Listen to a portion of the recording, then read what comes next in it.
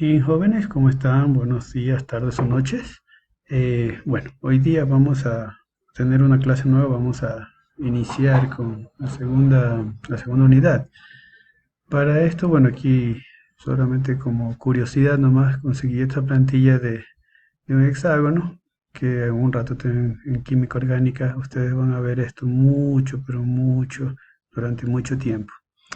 No sé si sabían, pero el hexágono, que es una forma geométrica, fascina por su personalidad, la contundencia, las sensaciones que transmite. Se puede recubrir un espacio utilizando únicamente hexágonos sin necesidad de recurrir a otras piezas que ayuden a rellenar estos huecos.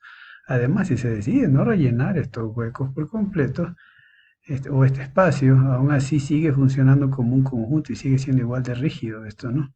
La forma hexagonal se encuentra en el planeta desde hace millones de años, mucho tiempo. Y la podemos ver en la naturaleza, por ejemplo, en las esmeraldas, que de su color característico se formaron hace más de 70, 35 y 65 millones de años. Y cuando se cristalizan, se forman hexagonalmente y otros cristales más también de forma hexagonal. Los copos de nieve también son hexagonales. Los paneles de abejas, bueno, entre sí, solamente por curiosidad nomás les quería comentar esto. Bien, hoy vamos a iniciar con la unidad 2, como les dije, que corresponde a generalidades de la estequiometría. Y bueno, primero vamos a aprender un poquito qué es esta cuestión de balanceo de ecuaciones. Es por el método, vamos a intentar por ahora solo uno. Necesitamos tener bien claro esta parte para poder avanzar con lo demás de este tema.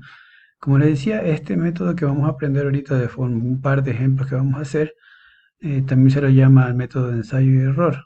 Y, y después vamos a hacer una explicación corta de lo que es el mol, la masa molar, el número de Avogadro. Y, y con esto creo que vamos a comenzar un tema que es un poquito largo, un poquito complicado para algunos probablemente, pero que es muy interesante y que de hecho ya se los mencioné al principio del curso. Yo les decía que esta parte de la estequiometría es un tema que es un poquito complicado, así que les pido por favor que pongan mucho cuidado y que atiendan muy muy bien a las explicaciones. Ahora, esto que les decía, ¿por qué vamos a hacer este método de balanceo primerito antes de ver los temas? Es una necesidad básica, ¿no? Bueno, por poner un ejemplo, ¿por qué tenemos que balancear las ecuaciones? Primero, tenemos que ver las leyes, ¿no? Vamos a ver primero esto de la ley de la conservación de la materia. Que la materia nos dice que no se crea ni se destruye. Ya ustedes ya han visto esto, ¿no? Por lo tanto, una ecuación química que representa una reacción química, la cantidad de reactivos que comienzan a hacer una reacción debe ser igual a los productos que resultan al final de esta reacción química. Y eso lo podemos comprobar viendo la masa de los reactivos, comparando la masa de los productos o también la cantidad de átomos de las moléculas o moles de los reactivos. Comparando, obvio, esto con la cantidad de los átomos de las moléculas, de los moles y los productos. Esto parece un poco complejo, lo vamos a ver un poco más adelante, pero era necesario que hiciera esta aclaración. De todos modos, para mayor información, siempre, siempre, como les digo, siempre recurran a los recursos que les he dejado. Está el libro de Chan, en el que ustedes pueden encontrar un poco más de detalles de esto. De todos modos, esto lo vamos a ver con más detalles ahorita. Bien, existen varios métodos de balanceo de las reacciones. Para este caso, insisto, vamos a ver solamente uno que es bastante sencillo, creo que es el más amigable con el usuario, por así decirlo, hablando en términos de computación, y este es el método de tanteo o método de ensayo y error. En esta clase vamos a ver un par de ejemplos y empezaremos con el ejemplo más sencillo, el más conocido, el más básico, no sé cómo lo quieran ver, pero es el más común, por así decirlo, que es el agua. Ese es el mejor porque es el que todos conocemos. Lo conocemos así sea hasta por la fórmula básica, ¿no? Sabemos que el agua se forma una reacción, valga la redundancia, reacciona el oxígeno con el hidrógeno. Y esta reacción, que es del oxígeno con el hidrógeno, produce agua. Vamos a anotarla aquí. Disculpa que tuve que ponerle pausa al video, pero es que si me pongo a escribir mientras hago el video va a tomar horas ahí porque En honor a la verdad, utilizando estas herramientas me demoro mucho. Pero bien, aquí tenemos la fórmula la reacción de los compuestos que producen agua.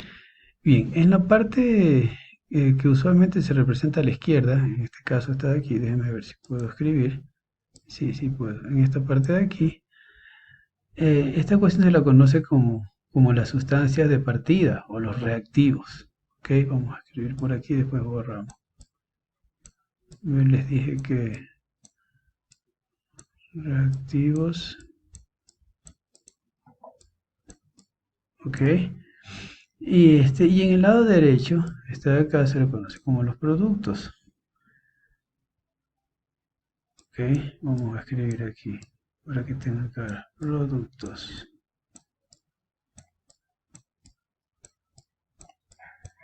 Ok, entonces estos dos compuestos van a reaccionar y van a producir agua. Y bien, se ve que aquí tenemos en letras los elementos que están involucrados en esta reacción. Una vez que conocemos los elementos, en este caso hidrógeno y oxígeno, podemos escribir lo que es la fórmula no balanceada. En este caso, ¿por qué decimos que la fórmula no está balanceada? Pues bien, aquí vemos que tenemos hidrógeno y sabemos que el hidrógeno en la naturaleza se presenta como una molécula diatómica. Para que, bueno, lo escribimos en este caso H2. Y el oxígeno también se presenta como una molécula diatómica. ¿Por qué aquí tenemos que el hidrógeno es H2? Recuerden que les decía en la clase anterior que el helio va a buscar, bueno, perdón, el hidrógeno va a buscar balancearse, por lo menos va a tener llena su última capa para darle un poquito más de estabilidad. Entonces se va a unir con otro hidrógeno y por eso se va a formar dos. Acuérdense que el primer nivel de energía son de dos electrones. Entonces por eso se representa así en la naturaleza. El hidrógeno se va a representar como un H2 y el oxígeno también. Entonces cuando estos reaccionan, porque vamos a decir que no están balanceadas, es por lo siguiente. Vamos a hacer una anotación aquí de una especie de tablita para podernos dirigir un poco mejor a lo que me refiero con esto de que no están balanceadas. Ah, olvidaba un pequeño detalle de la parte del producto. El producto no necesariamente puede ser uno, ¿no? A veces son dos o más también. Entonces, dependiendo de la cantidad de elementos o compuestos que intervienen en una reacción, los productos pueden ser uno o varios. Entonces, aquí ya teniendo esta tablita, vamos a anotar aquí para que ver cómo estamos. En este caso, las sustancias reactivos, si tenemos aquí hidrógeno 2, entonces vamos a poner el hidrógeno 2 aquí. Oxígeno también tenemos 2. Ahora vámonos a los productos. Entonces aquí el hidrógeno tenemos 2 también aquí. Entonces diríamos que los hidrógenos están balanceados, pero vemos que el oxígeno solo tiene 1. Entonces, aquí vamos a ir topando un tema que va a ser recurrente, que es una regla que se sigue para esta cuestión del balanceo. Y se siguen las reglas que es una especie de orden. Primero van a estar los metales, luego los no metales, luego van a estar los hidrógenos y por último los oxígenos. En este caso no hay metales y bueno, no metales tampoco, aunque podríamos considerar el hidrógeno como no y oxígeno como no metales, pero como no son gases, entonces en esta parte metales no hay. Entonces por ahora en esta parte no, no metales digamos que tampoco, por así decirlo. Entonces vámonos con el siguiente orden que serían los hidrógenos. Entonces si aquí tenemos dos hidrógenos aquí y acá tenemos dos también que parecen balanceados, entonces diríamos por ahora que están balanceados, ¿ok? Solo por ahora. Entonces la siguiente que serían entonces aquí digamos que están balanceados. Entonces acá los oxígenos que tenemos 2 y 2, entonces para que hayan dos oxígenos aquí, entonces ¿qué es lo que tenemos que hacer? Tenemos que considerar también una cuestión que es muy, pero muy importante ahorita. Nosotros solo podemos cambiar o alterar lo que esté a la izquierda del elemento, ¿ok? Nunca, pero nunca, nunca, nunca, nunca se topan los subíndices, que son estos números pequeñitos, ¿ok?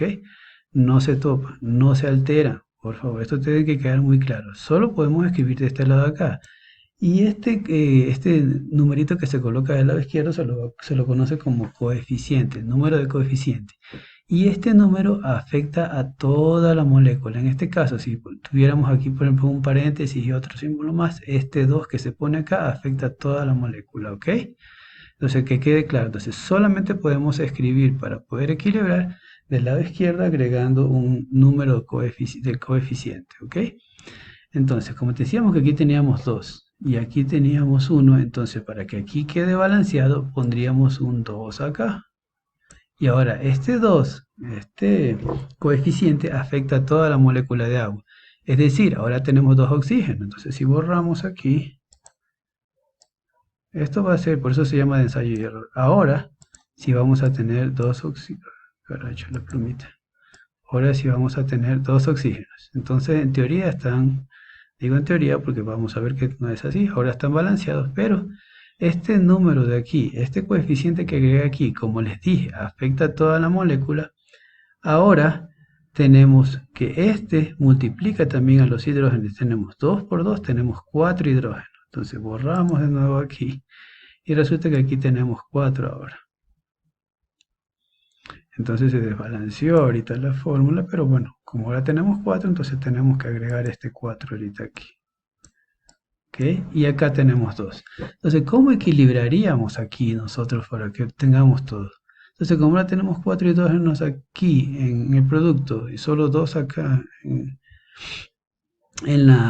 los reactivos, entonces le agregamos un 2 aquí y este 2 multiplica por este. Ahora tenemos 4 hidrógenos.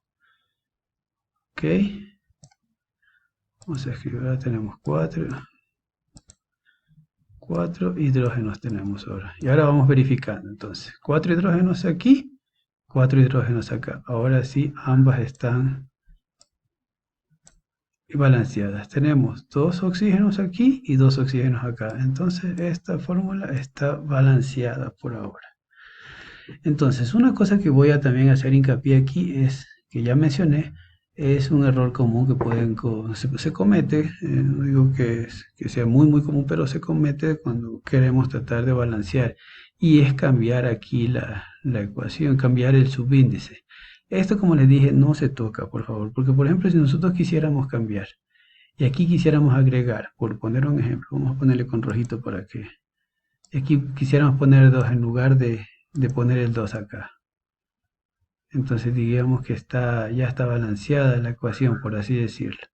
Pero esto es muy importante porque, ¿por qué no se debe hacer esto? Aunque aquí ya tendríamos 2 y 2, ya estaría balanceada, porque esto ya no sería la fórmula del agua, esto sería peróxido de hidrógeno. Entonces ya hay que tener una cuestión muy clara, que es la ley de la composición definida. Esto va a quedar de tarea para que ustedes me escriban, voy a mandar algunos conceptitos, pero es importante que ustedes entiendan esto. Si ustedes hacen un cambio aquí, cambiando los subíndices, borrando aquí o poniendo un número acá, están rompiendo la ley de la composición definida, ¿ok?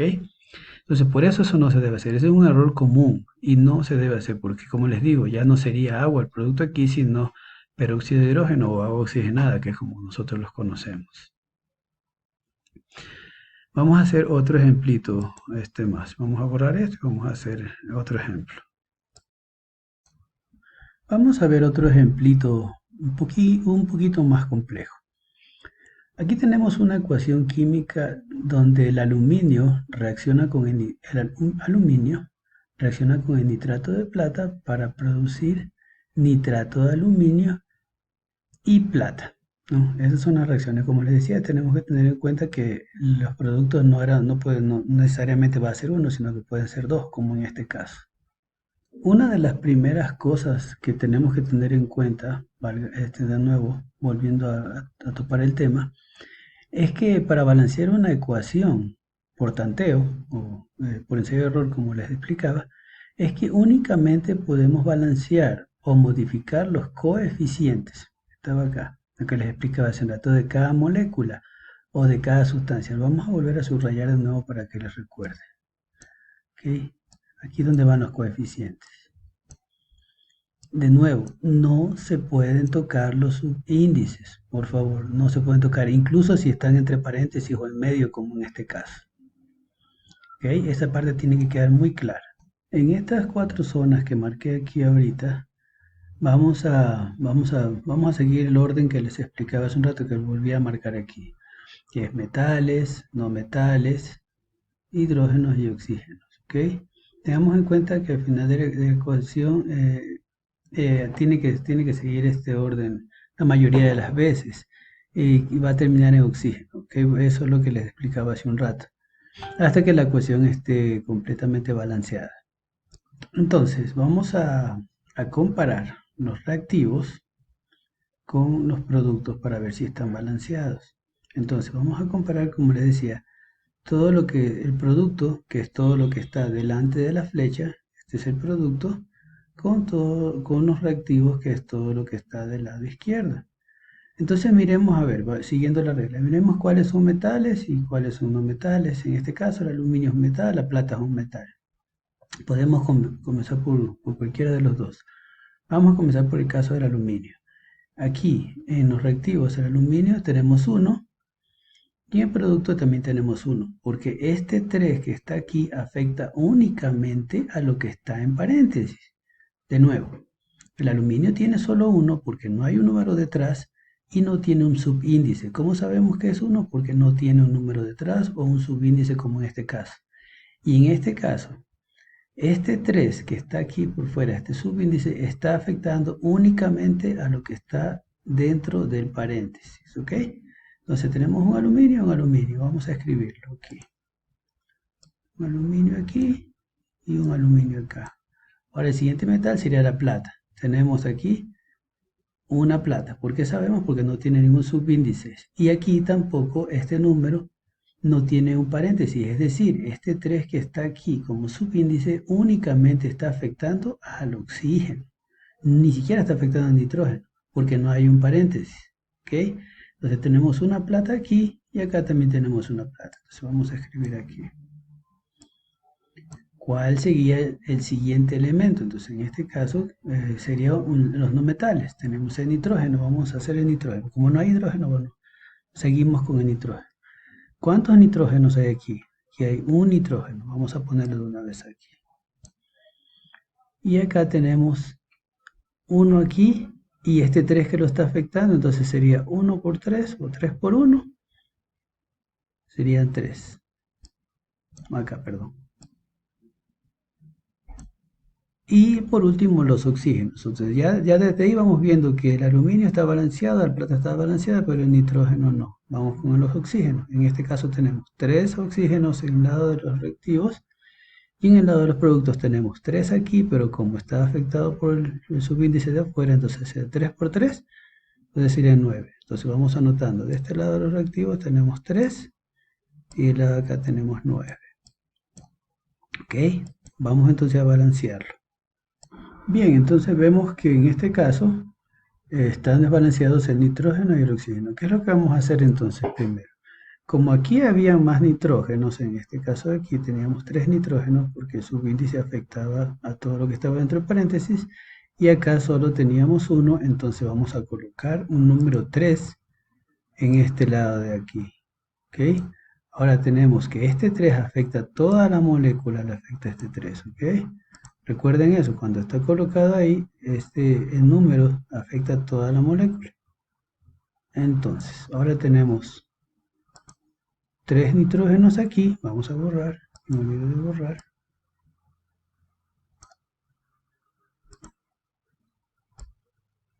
Y 3 nitrógenos acá.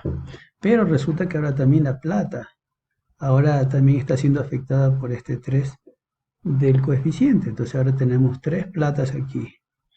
Vamos a borrar. Por eso se llama método de tanteo, o de ensayo y error, porque hay que ir haciendo eso. Por eso es importante que cuando ustedes hagan sus tareas, dejen este espacio aquí para que ustedes puedan y hacerlo con lápiz, ¿no? Hasta que tengan bien balanceada la fórmula y luego ya le pueden pasar con algo más permanente. Pero bueno, volviendo a la clase. Entonces tenemos que ahora la plata aquí tiene 3 y acá la plata tiene solo 1. Entonces vamos también a colocar 3 aquí.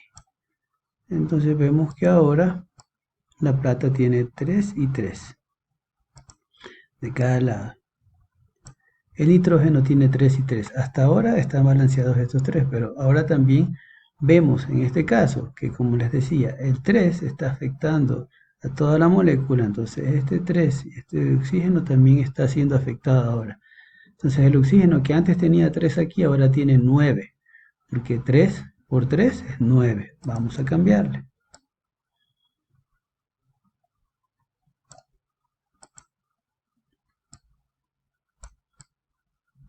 Y del lado de acá también tenemos 3 de nuevo oxígenos. Entonces esta fórmula ya está balanceada, como ven.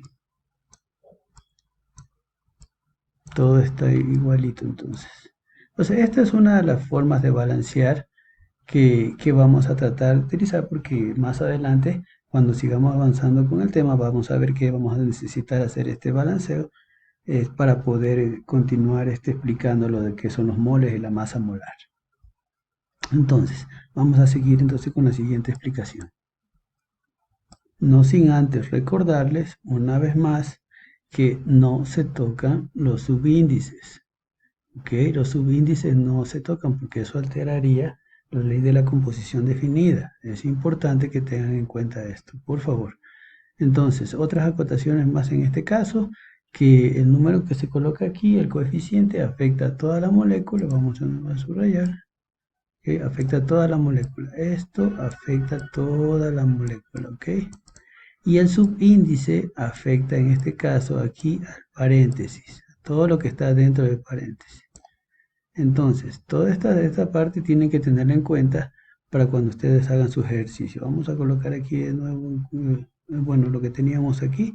Y con estos dos ejemplitos ya creo que quedamos bastante claros para que avanzar con los demás que tenemos que explicar por el día de hoy. Bien, en resumen, las reacciones estequiométricas, como dice aquí el texto, determinan las cantidades de sustancias que participan en una reacción química, que ya se los expliqué antes, siendo el mol la unidad de la medida a utilizar para la cuantificación de los reactivos de los productos. Pero, ¿qué es el mol? ¿Qué es un mol? Bueno, un mol es la cantidad de materia del sistema internacional, pilas con esto, que equivale a la masa de tantas unidades elementales, ya sean estas, pueden ser átomos, moléculas, iones, electrones, etcétera, ¿no? Como átomos hay en 0.012 kilogramos de carbono, pero el carbono 12, ¿ok? Bueno, aquí vamos a tener que también hacer algunas acotaciones, como por ejemplo las palabras claves, las reacciones estequiométricas, ley de la conservación de la materia, que ya lo mencioné, mol, que lo acabo de decir, el número de Avogadro, que no es otra cosa más que un número, bueno, vamos a ver un poco más de eso, que corresponde a 6,022, 140, algo, por 10 a la 23 moles menos 1. Es una cuestión que es un número que es una constante. Entonces hay que tener en cuenta esto para el futuro también. ¿Y para qué son importantes las reacciones estequiométricas? Por ejemplo, en este caso tenemos el caso de la aspirina, que es el ácido acetil salicílico. La importancia de cuantificar las sustancias en la industria, por ejemplo, para esto es sumamente importante. Y puse este slide aquí justamente porque en algún momento nosotros como estudiantes, no solo todos ustedes, yo, todo en un momento nos enseñaron algo y dijimos, ay, no, pero ¿para qué estudiamos eso si eso no nos va a servir para nuestra carrera? Como por ejemplo el, no sé, la ley del principio de Arquímedes, qué sé yo, o cualquier otra ley matemática que ustedes dijeron que jamás iban a utilizar eso, pues bueno, en este caso las reacciones estequiométricas son de suma importancia si es que en sus carreras en algún momento llegan ustedes a utilizar ciertas sustancias, ya sea como insecticida, plaguicida, fungicida, etcétera, etcétera. Entonces es importante tener en cuenta esto para sus carreras incluso. Y para hacer estas cuantificaciones, o sea, para hacer sus cálculos de lo que ustedes vayan a utilizar en el futuro, es importante cuantificar estas sustancias, todas estas sustancias que están participando, que ustedes están utilizando en sus compuestos, ¿no? O sea, cuáles son las sustancias que participan en esta reacción y se van a usar los siguientes tipos de relaciones estequiométricas, que son relación mol-mol, relación masa-masa y relación mol-masa. Esto es sumamente importante que tengan en cuenta para el futuro. En este caso, incluso para alguna pregunta por ahí de los exámenes también deberían tomarlo en cuenta para los futuros test. Y para estas funciones también es importante comprender que estos cálculos involucran tener en cuenta algunos conceptos que son los que ya les mencioné. Por ejemplo, el mol, que era lo que decía que es la unidad de la materia del sistema internacional, que equivale a la masa de las unidades elementales, de nuevo, de esta que mencioné, átomos, moléculas, etcétera. Y como átomos hay, bueno, por la cantidad de átomos que hay en 0.012 kilogramos de carbono, carbono 12. El número de Avogadro, por ejemplo, el número de Avogadro, que en química se denomina este número como una constante, o la constante de Avogadro. Este número de partículas constituyentes de una sustancia, normalmente en los átomos o las moléculas, que se pueden encontrar en la cantidad de un mol de dicha sustancia, de la sustancia a la que estamos haciendo mención, que estén haciendo mención o que estén utilizando. Dicho en términos más simples, es un factor de proporción que pone relación a la masa, o sea, a la cantidad de la materia, que hay en una sustancia cualquiera, y la masa presente en una muestra de esta misma sustancia. Y este número, como les dije, equivale a 6.22. Lo voy a anotar aquí para que lo tengan en cuenta, aunque lo van a ver. Uy, ya se salió de todo esto, tendría que borrar esta cosa. Y no funciona el borrador, qué bárbaro. Déjenme cambiar esto para borrar un poco más rápido. Eso, ahora sí. Poco a poco voy conociendo un poco más las herramientas que estoy utilizando en aras de poder hacer una explicación un poco mejor para ustedes. Bueno, ya tenemos aquí. Vamos a utilizar, vamos a escribir aquí el número de Avogadro, que es 6.022 140, si no recuerdo, si tendría que revisar, pero creo que es ese, 857. Es un número que muchos de nosotros nos obligaron a aprendernos de memoria cuando estudiábamos química, les cuento. Esto es 74, entre paréntesis.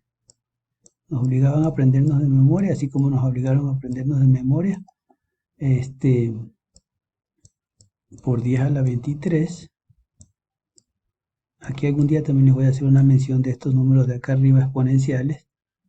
Aquí no me va a alcanzar, así que lo voy a poner aquí. Mol menos 1. Este es el número de Avogadro que bueno, nos hicieron aprender. Seguramente en alguna pregunta puede salir, así que tengan en cuenta ciertas cosas de esto. Podría salir en el futuro en alguna pregunta. Pero les contaba que nosotros nos hacían aprender esto, nos hacían aprender las valencias de las tablas periódicas, nos hacían aprender todos por grupos. Y así era como se estudiaba antes. Por ejemplo, las tablas. Ahorita hay sistemas nuevos en matemáticas para aprenderse las tablas que en el pasado no se hacían así, pero bueno, nosotros tuvimos que aprendernos este número de memoria. Vamos a seguir con la clase. Déjenme dejar borrando esto para poder seguir con la explicación. Ahora sí, cambiamos el tamaño de la fuente y continuamos. Entonces vamos viendo un poquito más detallado estos conceptos a los que me refería.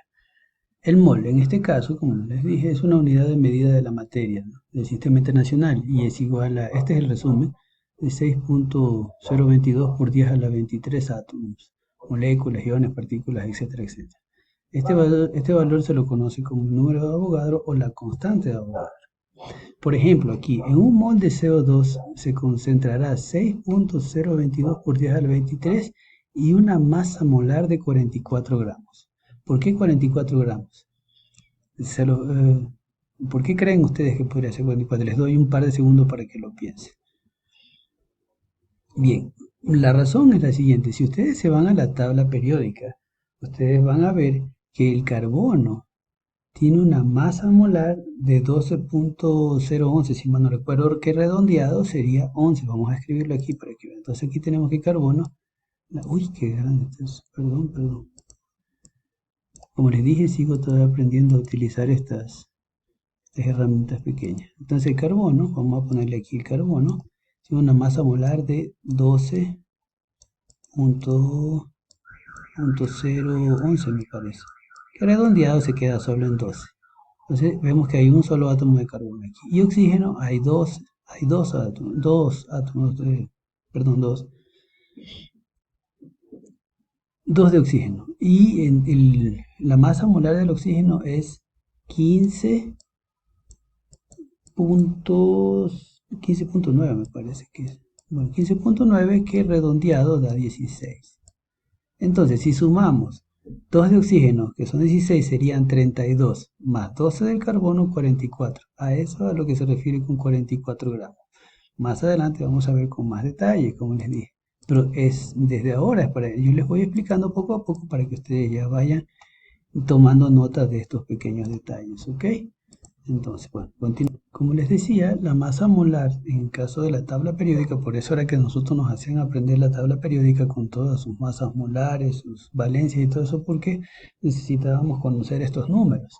Entonces, la masa molar se conoce con el nombre de la masa de la fórmula o el peso molecular que tiene cada elemento y corresponde a la cantidad de la masa de mol que se relaciona con las partículas o el átomo o las moléculas.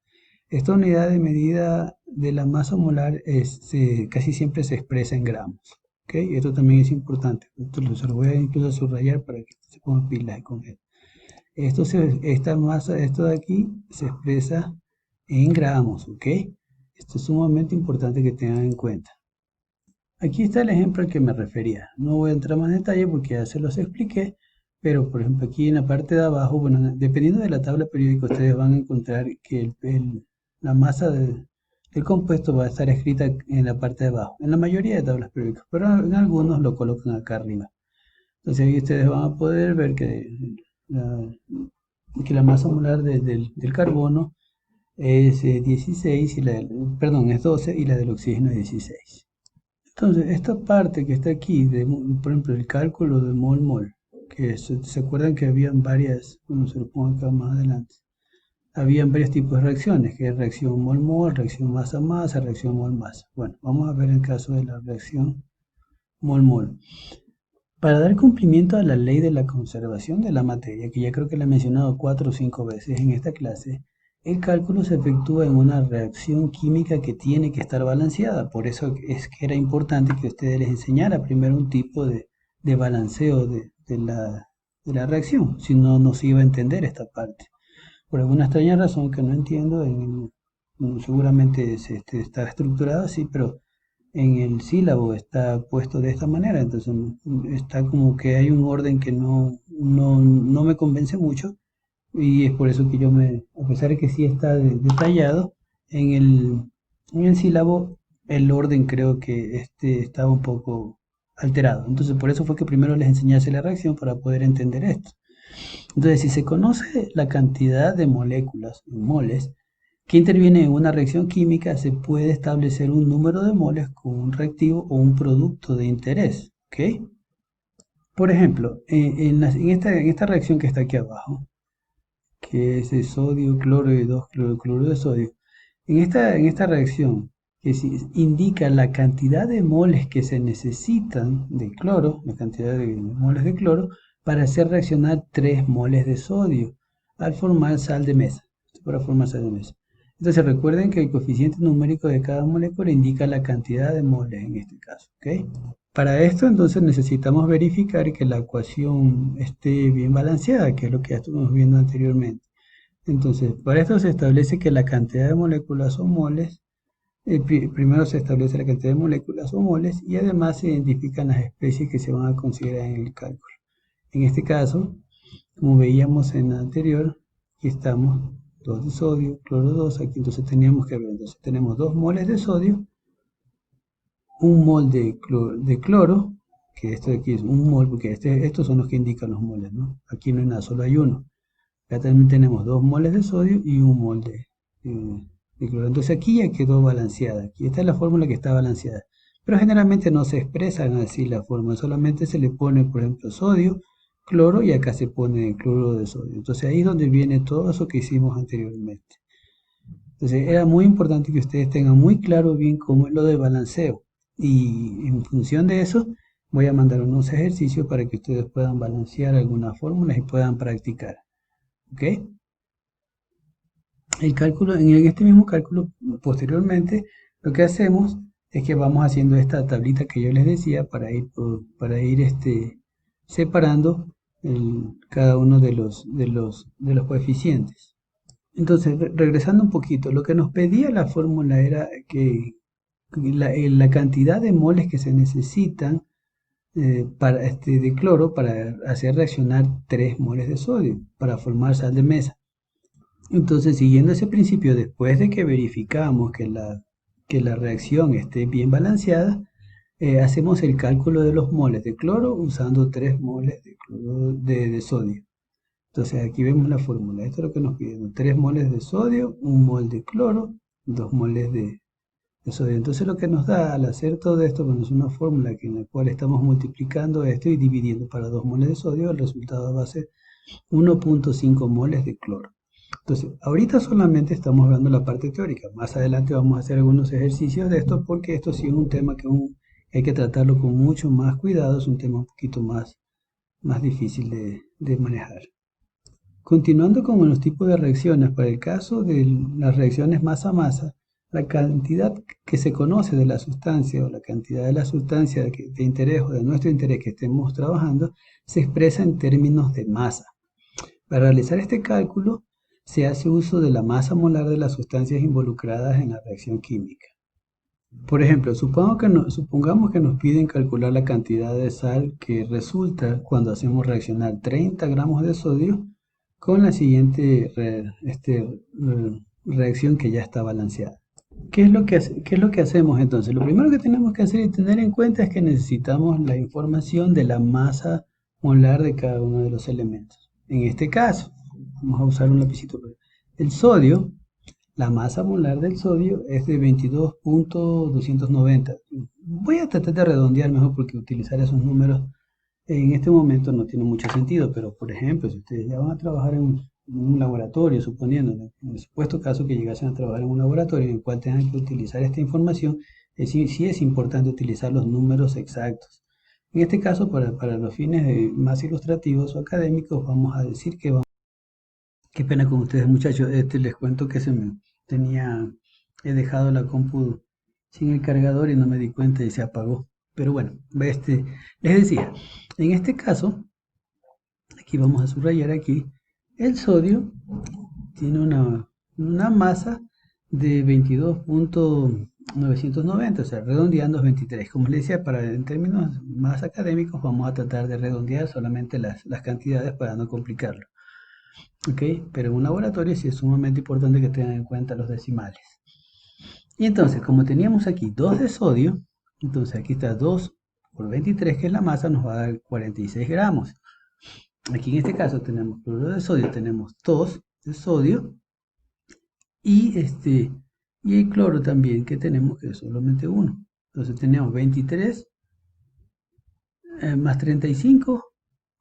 Pues, todo esto afecta a todo esto de aquí, que hay 2 de sodio y 2 de cloro. Entonces, 2 por 23 más 35, en total nos va a dar 116. Pueden verificarlo con la calculadora. De todos modos, vamos a hacerlo aquí para verificar. Tengo la sensación de que cometí un error ahorita, pero bueno, por si acaso. Me parece que les dije que este 2 de aquí solo afectaba el cloro. No. Por si acaso, si dije eso, fue un error mío. Como les decía, vamos a hacerlo un poquito más pequeño. Este 2 de aquí afecta a toda la molécula. Eso ya se los había dicho antes. Me parece que cometí un error y le dije. Entonces, tenemos 2 que afecta el sodio. La masa molar es 23 y de cloro es 35. Entonces, si hacemos la suma, serían 23 por 2, serían 46, que ya está puesto acá. Más 35 por 2, acuérdense, serían 70. Entonces, por eso es que da 116 gramos, ¿ok? Entonces ya con eso, esa parte creo que es una de las partes más sencillas para entender. Entonces ya teníamos la información y lo que nos pedían era esto. Nos ponen a reaccionar 30 gramos de cloruro de sodio. Esto es una regla de 3 simple, que eso tiene que haber visto ya en el pasado. No necesito entrar en detalles de eso. Pero la regla de 3 simple, entonces, ¿qué es lo que nos va a decir? Vamos a hacer los 30 gramos de sodio, vamos a multiplicarlos por los 116 gramos de cloruro de sodio y dividirlos para los 46 gramos de sodio. Entonces, si lo vemos, está expresado aquí.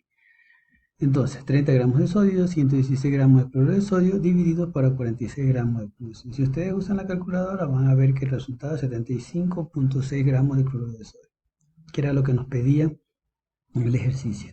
El siguiente tipo de reacción es la reacción mol-masa.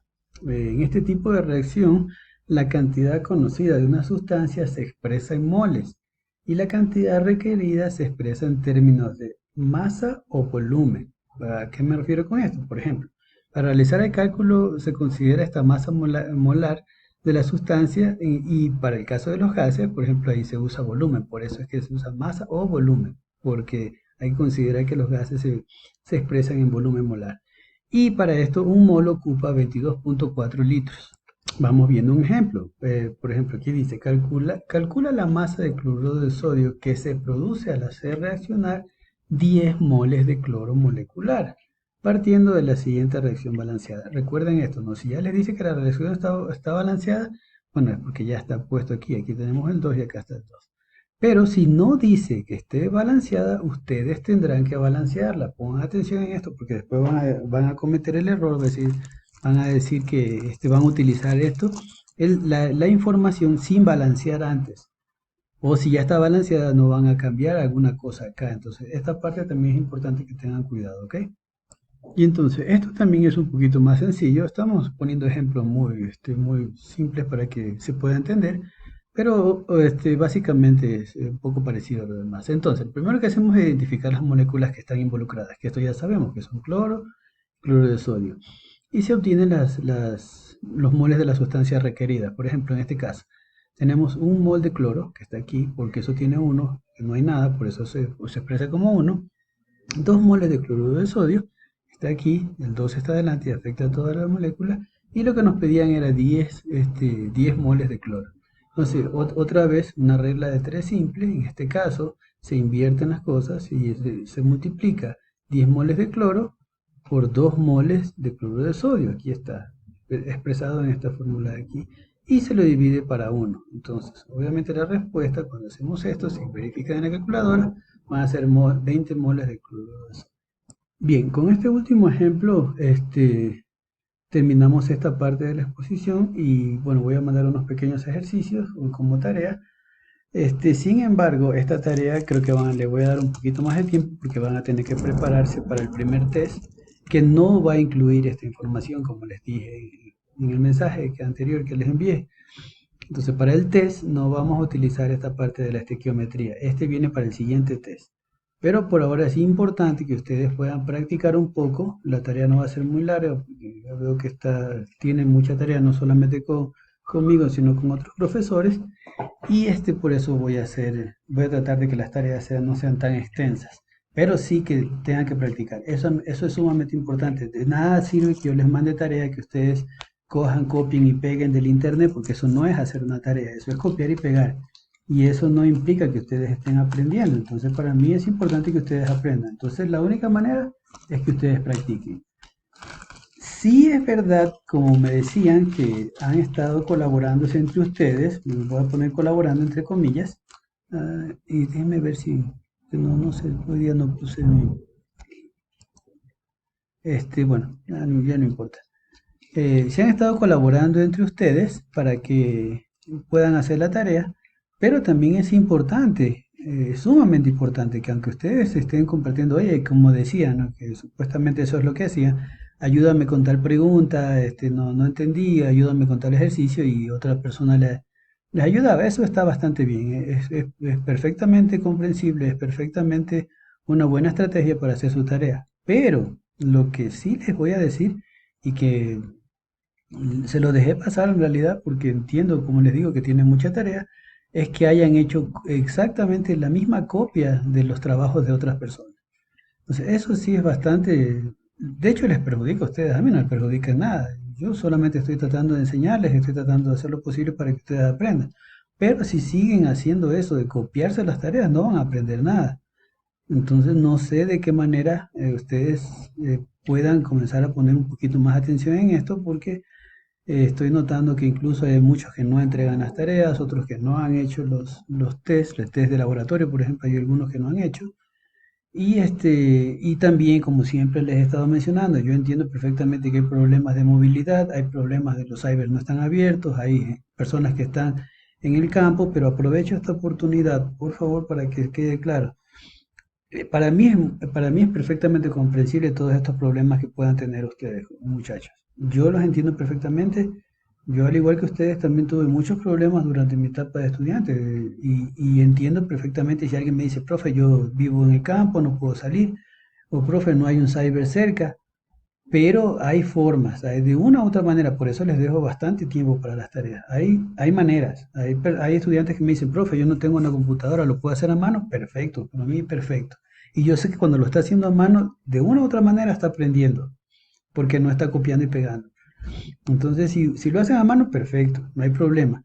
Ahora, profe, yo sabes que mi teléfono no funciona, pídanle a un vecino, a alguien, sabes que regálame una foto, tengo que tomar una foto a mi tarea y luego esa foto se la envían a mi correo si es que no tienen cómo subir a la plataforma y enviarme la tarea. O sea, hay maneras, yo sé que hay maneras y ya ha pasado más de un mes y todavía hay estudiantes que me dicen que no tienen un cyber cerca y cosas así. O sea, yo creo que hay excusas que son comprensibles, que son muy válidas, problemas familiares, problemas de enfermedades, decesos, desafortunadamente ha pasado, pero hay maneras de presentar las tareas. Y yo particularmente estoy sumamente preocupado porque no hagan los test o no presenten las tareas. Yo, como les he dicho en repetidas ocasiones, odiaría tener que dejar a algún estudiante de año. Así que por favor comuníquense conmigo a través del representante del curso. No me gustaría tener el teléfono lleno de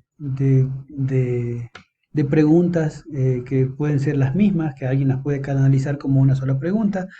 Lo de las tutorías, ya vi en la plataforma, yo puedo programar una tutoría, pero ustedes tienen que validarla, si no, no me sirve de nada. Entonces también es otra alternativa que tenemos para usar. Ya también a los de la carrera de agronomía, si mal no recuerdo, les dije que podríamos programar una reunión y tratar de esta manera de ir avanzando. Pero sí les pido por favor que pongan mucho más cuidado, mucho más atención y para el test que se viene esta semana, que estudien un poquito. Como les dije, solamente el test va a estar enfocado solamente en las diapositivas que hemos tenido, que están en la plataforma, y también la tarea que les mandé, que fue la tarea de las formulitas estas, de las 28 preguntas. Solamente eso, no, nada más que decir por ahora, más que despedirme, desearles que estén bien, suerte con sus tareas y estamos hablando muchachos. Cuídense mucho y saludos a sus familiares.